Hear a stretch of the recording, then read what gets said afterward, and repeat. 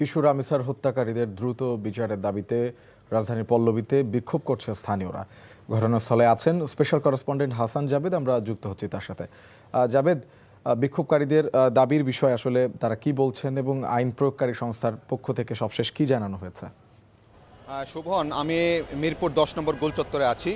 এখানে কিন্তু সকাল থেকে শুধু এখানে নয়, ঢাকার বিভিন্ন জায়গায় সহ সারা দেশের অনেক জায়গায় কিন্তু শিশু রামিসা ধর্ষণ, নির্যাতন এবং হত্যার ঘটনার বিচার চেয়ে এই মানুষ কিন্তু বিক্ষোভ করছেন, প্রতিবাদ জানাচ্ছেন, দাবি জানাচ্ছেন যে যাতে এই অভিযুক্তকে দ্রুত আইনের আওতায়, ইতিমধ্যেই কিন্তু তাকে সোহেল রানাকে অভিযুক্তকে গ্রেফতার করা হয়েছে, এখন দ্রুত যাতে তাকে শাস্তির আওতায় নেওয়া হয়।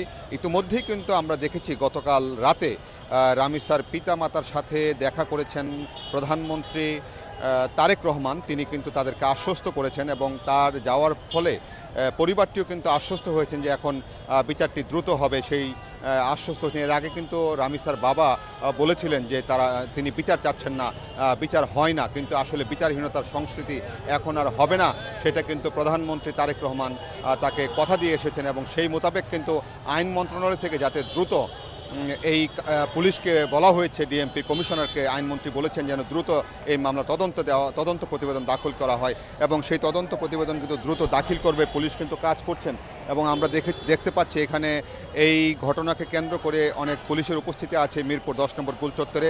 এখনও কিন্তু বিক্ষুব্ধ জনতা এবং তারা বিক্ষুব্ধ হবেন, এটাই স্বাভাবিক যে এই ধরনের ঘটনা বারবার ঘটবে, কিন্তু দ্রুত ন্যায় বিচারটা না পেলে এই সংস্কৃতি চলতেই থাকবে। আমরা যদি একটু ছবিতে দেখাতে চাই যারা বিক্ষোভ করছেন, সেই দিকটা একটু যেতে চাচ্ছি।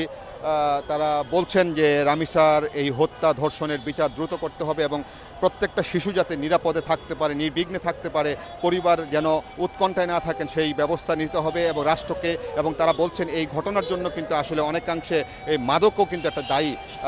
মাদকের যে ভয়াল দশা দেশে, ভয়াবহতা, সেই মাদকের বিরূপ প্রভাব থেকে কিন্তু দেশকে মুক্ত করতে হবে। মাদক কারবারিদের বিরুদ্ধে কিন্তু অবস্থান নিতে হবে, অ্যাকশনে যেতে হবে, সেটা তারা বলছেন। এবং এই দ্রুত এই ঘটনার শাস্তি নিশ্চিত করতে না পারলে তারা কিন্তু এই মাঠে থাকবেন, এটা তারা বলছেন। তবে সরকারের পক্ষ থেকে যে প্রতিশ্রুতি দিয়েছেন সেটা হয়তো দ্রুত বাস্তবায়ন হবে, সেটাও তারা প্রত্যাশা করছেন, এমনটাই বলছেন এখানে যারা বিক্ষোভ করছেন।